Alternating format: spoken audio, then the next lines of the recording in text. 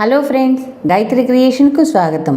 ఈరోజు మనం జాతక కథల్లోని గురు బాధ్యత అనే కథ గురించి చెప్పుకోబోతున్నాం. జాతక కథలంటే గౌతమ బుద్ధుని జీవిత గాథలే జాతక కథలు అని ఇదివరకు కథల్లో మనం చెప్పుకున్నాం వివరంగా. ఇక కథలోనికి వస్తే, బ్రహ్మదత్తుడు కాశీ రాజ్యాన్ని పరిపాలించే కాలంలో బోధిసత్వుడు తక్షశిలా నగరంలో ఒక గొప్ప శిల్పాచారుడుగా జన్మించాడు. ఆయన వద్ద శిల్ప విద్య అభ్యసించటానికి దేశం 4 మూలల నుంచి అనేక మంది రాజకుమారులు వస్తూ ఉండేవాళ్ళు.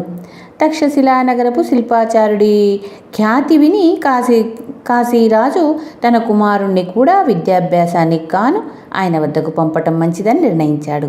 16 ఏళ్లైనా సరిగా నిండని రాజకుమారుడు ఒంటరిగా దూరాన ఉన్న తక్షశిలకు వెళ్ళి అక్కడ గురువుకు శుశ్రూష చేసి విద్య అభ్యసించటం మంత్రులకు సామంతులకు ఇష్టం లేకపోయింది.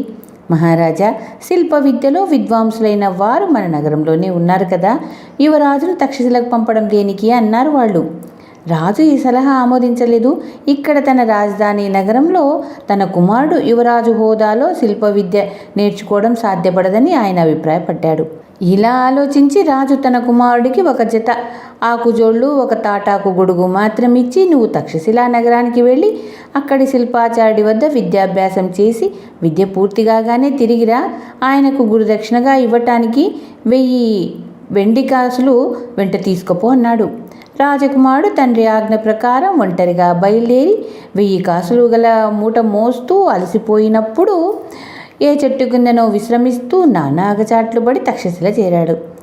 అక్కడ అతడు శిల్పాచారుని దర్శించి తాను వచ్చిన పని చెప్పి ఆయనకు 1000 వెండి కాసులు గురుదక్షిణగా ఇచ్చి ఆయన వద్ద విద్యాభ్యాసం ప్రారంభించాడు. అతడి శిల్ప విద్య బాగానే సాగింది. అతడి తెలివితేటలకు గురువు చాలా సంతోషించాడు. కొంతకాలం గడిచింది.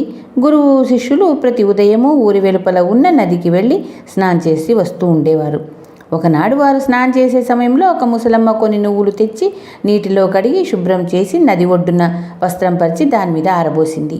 రాజకుమారుడు నువ్వులను చూసి చప్పున స్నానం ముగించి ఒడ్డుకు వచ్చి ముసలావిడ పరధ్యానంగా ఉన్నట్లు కనబడిన సమయంలో గుప్పడి నువ్వులు తీసి నోట పోసుకున్నాడు. అయితే ముసలమ్మ ఇది గమనించింది కానీ ఏమనలేదు. మర్నాడు కూడా అలాగే జరిగింది. మళ్ళీ ముసలమ్మ చూసి చూడనట్టు ఊరుకుంది. 3వ నాడు కూడా అలాగే జరిగింది. కుర్రవాడి దొంగ బుద్ధి చూసి ముసలమ్మ కోపం వచ్చింది.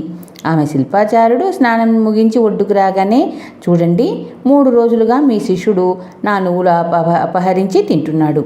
నువ్వులు పోయాయని నాకు విచారం లేదు, కానీ అతను దొంగ బుద్ధులు అలవర్చుకోవటం అతనికి మంచిది కాదు, మీ కీర్తికి మంచిది కాదు. ఇలా ఎన్నడూ చేయకుండా శిక్షించండి అన్నది.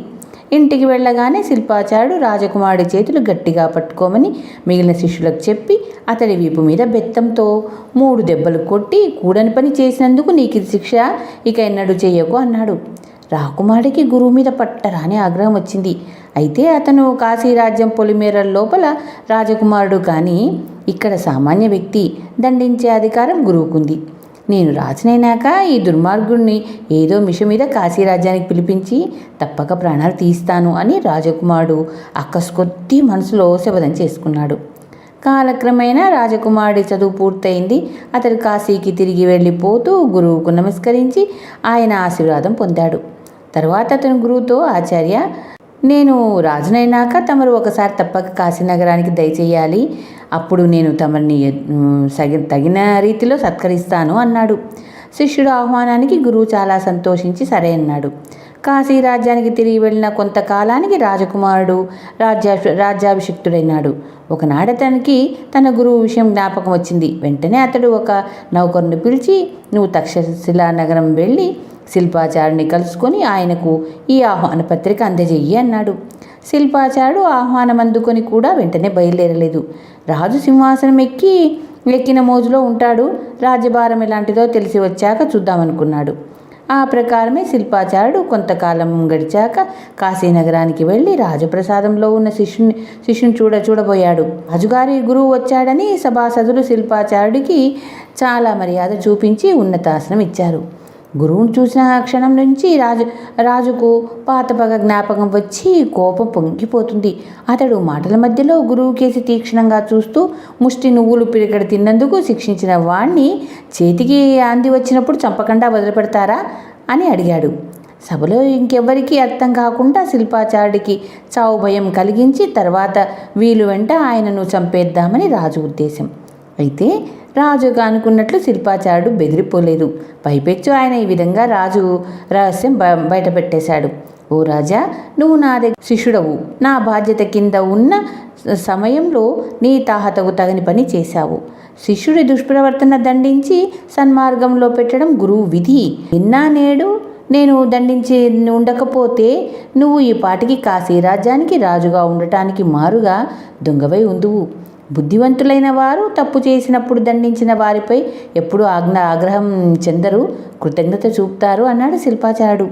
అసలు విషయం సభాసదులందరికీ తెలిసిపోయింది. రాజుకు అవమానమైంది. అతడు సింహాసనం దిగి గురువు కాళ్లపై పడి, మహానుభావ, మళ్ళీ తప్పుదారిన పడిన నా మనసును సరి అయిన దారిన పెట్టారు, కృతజ్ఞుని అన్నాడు. రాజులో వచ్చిన మంచి మార్పుకు సభాసదులతో పాటు గురువు కూడా ఎంతగానో ఆనందించాడు. రాజు కోరికపై శిల్పాచార్యుడు తన కాపురం తక్షశిల నుంచి కాశీకి మార్చి ఆస్థాన ఆచార్యుడిగా ఉంటూ రాజును సరి అయిన మార్గంన నడిపించాడు. ధన్యవాదాలు.